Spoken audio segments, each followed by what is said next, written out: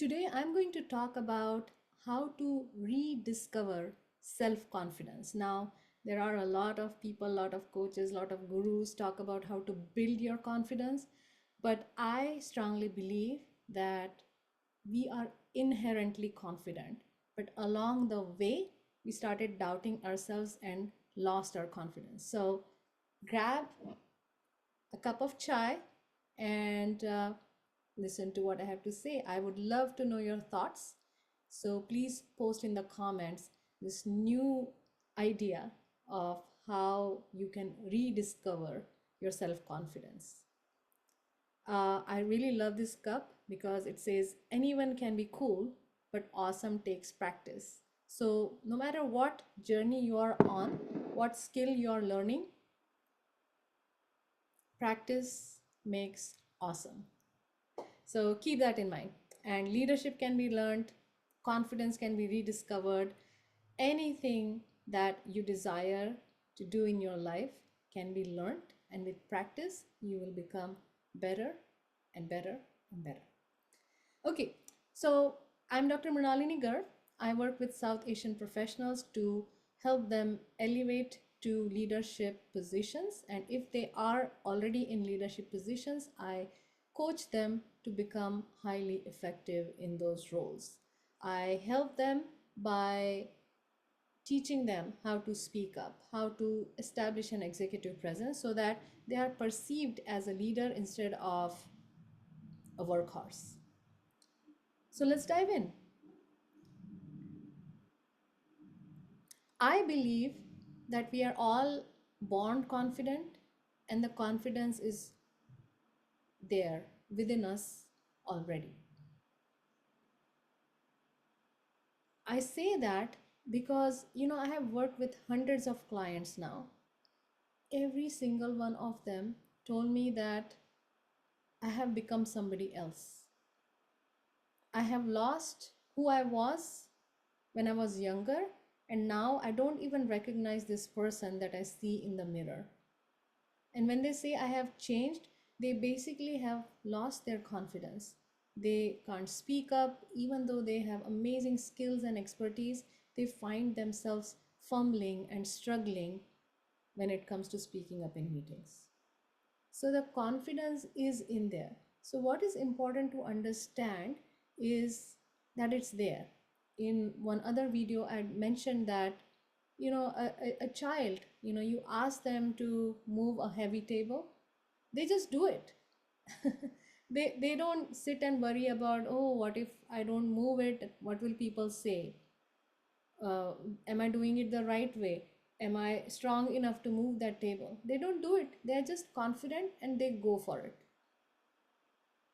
So that confidence is there. That brings me to the second point, that we need to peel the layers of old conditioning that has made us lose our confidence. Now, not a lot of people talk about it, especially in the South Asian diaspora, in the South Asian communities. These topics are shoved under the rug.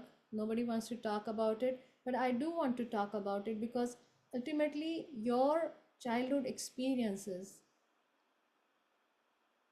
define your adulthood. And sometimes, even as adults, we are that 6 year old, 7 year old, and we really feel like a 6 year old or a 7 year old in meetings. And we are looking for validation from people of authority to tell us how amazing we are. Childhood trauma is the reason why we lose confidence. And the childhood trauma can take various forms. It could be beating. So parents hit their children when they were young, they stripped them, locked them in bathrooms or rooms, scolded them. Uh, so that's physical abuse. Then there's emotional abuse, withholding food, withholding talking, withholding love, or just neglect because parents are busy in their own stuff right? They have their own challenges and they neglect their children. It could be sexual abuse, it could be abandonment. So lot of the experiences that we have as children actually impact our adulthood, and these experiences are unprocessed and we become reactive.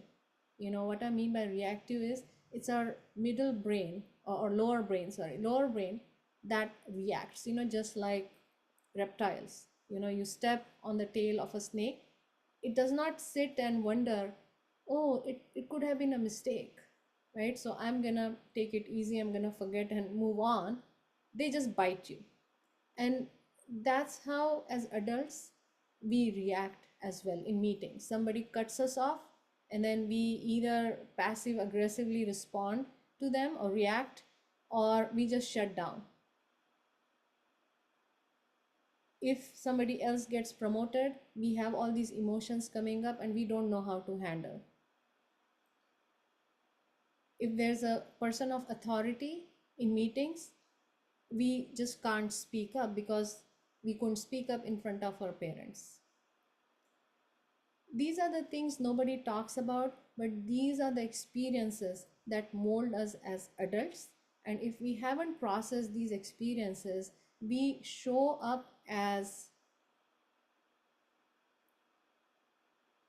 for lack of better word, we show up as um, stunted adults. Yeah, that's the word I was thinking of. Stunted. Somewhere our emotional growth got stunted and we find it hard to make decisions. A lot of us sit in the meetings and we keep ruminating whether I should share this idea or not. We are scared of being judged. We are afraid people might make fun of us for our accent, English not being our first language. So, to rediscover that confidence, we need to peel the layers of old conditioning. Oh, there's another, not just upbringing, but also, teachers. Teachers could be abusing children in school. There's a lot of comparison going on. People saying mean things to your face. Oh, I don't think you can ever do XYZ. I remember when I was I was little, I went to learn music, and I got interested in playing tabla. So I had this teacher, and he was blind, but he, was a great musician. And I went to him, and then he asked me to tap on the tabla. And of course I was little, so I wasn't using the right technique and whatnot. And he just said that, oh, let me just like feel your finger. And I don't know what he got from that, but he said, "Mm, you can never learn tabla." And as a child, we take these things to our heart and we feel incapacitated, or we just become like, we go in a frenzy, I'm going to show him that I can learn. And both responses are not optimal. They do not help us to be who we are and be authentic.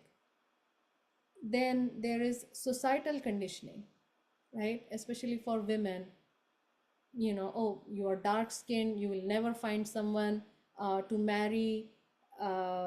Or it could be, yes, you can get all the education that you want, but at the end of the day, you are going to get married and you will follow whatever the husband and husband's family tell you to do. And a lot of women give up their career, and they become homemakers.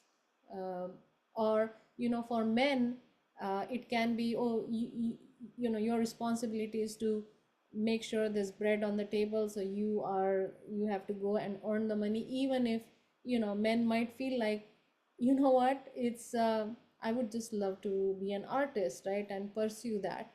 So a lot of it, this conditioning is what is impacting us as adults. And as a result, as adults, we are not able to handle life situations in a very measured manner. We either explode, we react, or we implode and shut down.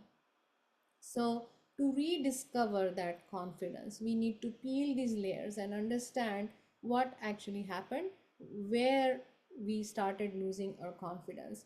And generally, this happens in the very formative years, up to 7 years old. And then, if things get worse after that, it just impacts us even more. Once we start addressing that, we start seeing ourselves for who we are and start that process of self acceptance. And that's when we start exploring what is it that we truly want.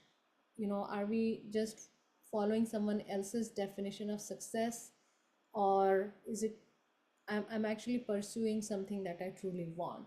And that starts your authentic journey. That leads to, you feeling confident about connecting with others, and you don't feel that you don't belong. You don't feel the need to become somebody else to fit in. Then the next thing is, so once you are there, right, it's a great revelation that, oh, this is why I'm afraid of speaking up. This is why I feel shy. This is why I feel embarrassed, for little things that go wrong, or I profusely apologize for my, teeny tiny mistakes, or I'm profusely thanking for little things like, oh, you dropped your pen, here's your pen, and we just feel like they completely transformed our world. So it's important to understand, where these behaviors are coming from. Then the next thing is, as we unravel this, we need to also train our brain and give some real evidence that, yes, I have always been confident. So, looking back at your life and finding evidence of confidence. Now, a lot of immigrants, they leave their home country and come to the US, and they because immigrants tend to hang out with immigrants, we feel like, wow, that's an easy task. Like everyone I know here, they have left their country, so I'm not very special. But if you were to separate yourself from them and you start thinking about, wow, I made that decision to leave my home country. There were so many challenges before I could come here, and I did it, and I did not know many people here, and I started life from scratch in a new country, not knowing a soul or maybe one or two people, and here I am living this life. That is a huge evidence of confidence. For women, that immigration part applies, those who have immigrated, but also, childbirth. Women tend to minimize that.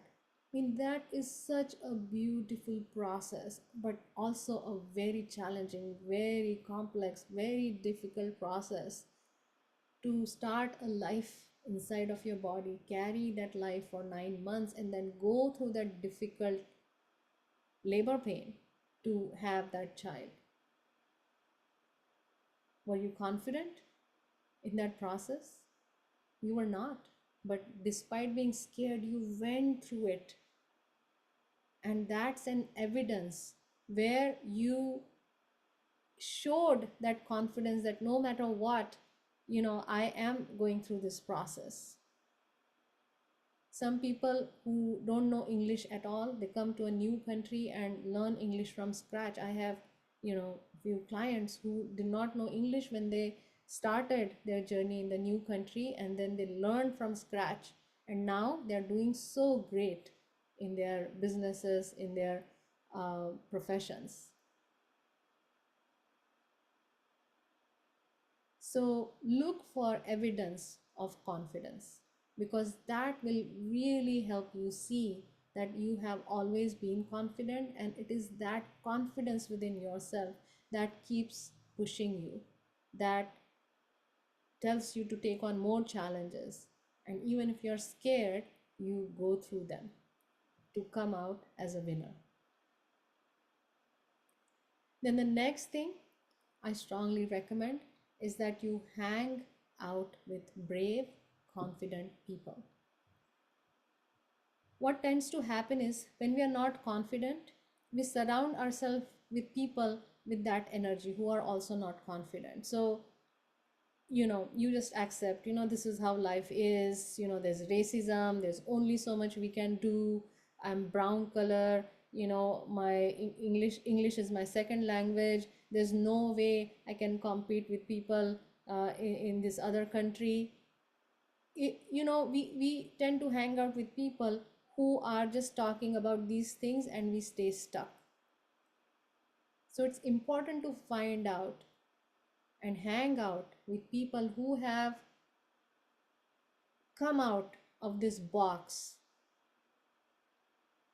of blaming others, feeling like you are helpless and you cannot really do much about it. So it's important to hang out with people who have done it, learn from it, learn from them, and get that inspiration and motivation to break your own shackles and do the things that you have not done before and you truly aspire to do that.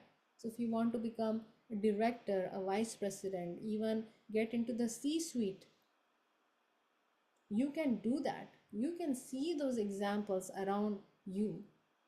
What we tend to do is if someone's at a higher position, we tend to like shy away and not really connect with them. We just find people at our level because that's our comfort zone.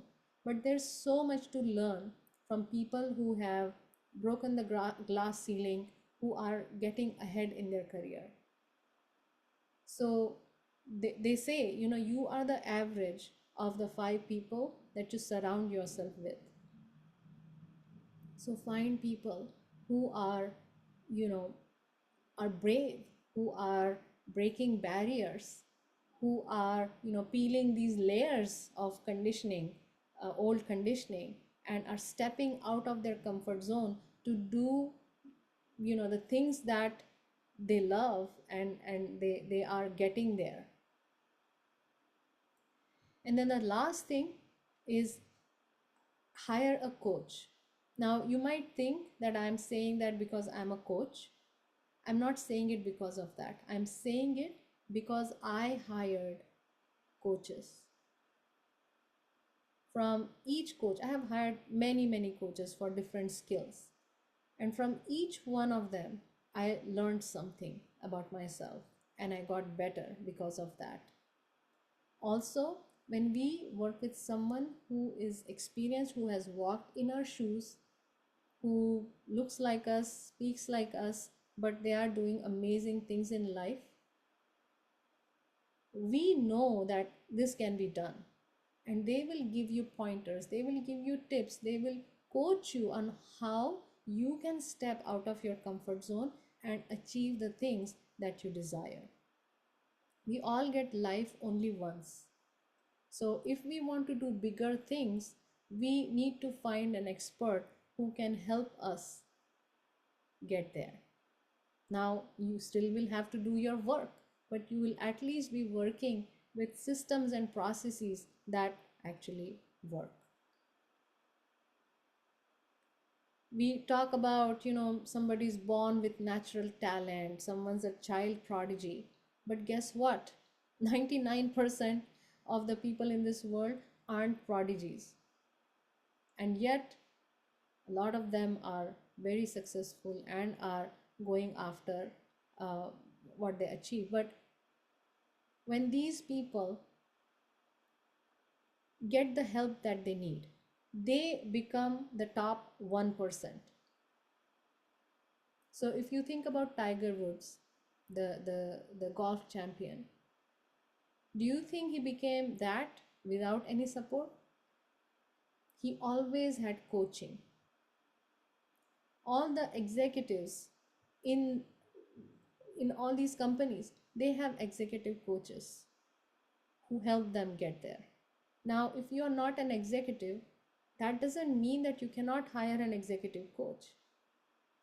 If you are aspiring to get to that next level, you would still need that support, which an executive needs to become an effective leader. So higher in coaching, and especially in the South Asian context, we look at, you know, tuition is like, oh, you are weak in that subject, that's why you need tuition. It's not about that. It's about understanding yourself better, understanding the topic better. That's why you need additional support. You are not hiring a coach because you are weak.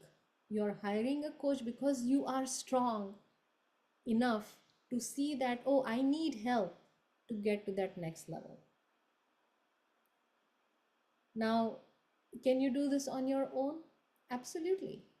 Absolutely. If time is in your favor, absolutely. I mean, you you can Google something, you will get millions of hits. If you can figure out of those million hits which resource is applicable to just you, go have fun. But if you feel that you are at a point in your life where you would rather just have those strategies, have someone who can hold you accountable so that you can actually implement those strategies, walk you off the ledge, walk you um, off the ledge and help you overcome the fear to do the hard things, hire a coach. And who do you want to hire? You want to hire someone who has lived your story. Now, not everyone's going to live your exact story, but the major milestones in their life are the same, and they have become successful. They have tangible results that they can show you. Speak with them, connect with them, find out if you vibe with them. The coach will find out if you vibe with them. And when it's a great fit, it's just explosive. Your career trajectory can completely transform. And I have clients who tell me, I don't recognize the person that got on the phone with you, Mrinalini, for the very first time. And it is very gratifying for me when I hear that. And they stay in touch with me and they keep telling, how amazingly I did in that meeting. Oh, I got promoted. It's just amazing. When you have the right kind of support, you can overcome all these challenges and rediscover your confidence and be yourself and make your mark in the workplace. You don't have to, have Shashi Tharoor's level of vocabulary to become a leader. As long as your English is understandable, there are these other things, your self confidence, verbal communication, non verbal communication, how you network, and of course, your confidence. Technical skills are going to support you until a certain level, but after that, these leadership skills and self confidence is one of the very critical requirements to be effective as a leader. Now, are there leaders who are not confident and are still leaders? Absolutely. Here's the thing, when you have that self confidence, though, leadership is not stressful. Then you're not worried about the big challenges you face as a leader. You don't get stressed out. You don't go, have multiple cups of coffees or alcohol or, watch Netflix and all of that. You don't go there. And when I say, not that anything's wrong with watching Netflix, but when you go watch Netflix to get those, the dopamine fixes, that becomes a problem. But when you are calm, when you are confident, doesn't matter what challenge gets thrown at you, you get excited to solve that problem. So to summarize, here's how you can rediscover self-confidence. Number one, recognize that self-confidence is there. Confidence is within you. It just got rusted because of, number two, the layers of old conditioning, your upbringing, societal conditioning. Number three, find evidence of confidence. Find examples where you shown, right? You You shone your light, or you shined your light, and you felt like, wow, I did something unbelievable. Number 4, hang with brave and confident people, people who are breaking barriers, who are getting to that next level where you want to be. They are living the dream that you aspire to have, to aspire to get there. Hang out with those people. And last but not the least, hire a coach. Until next time.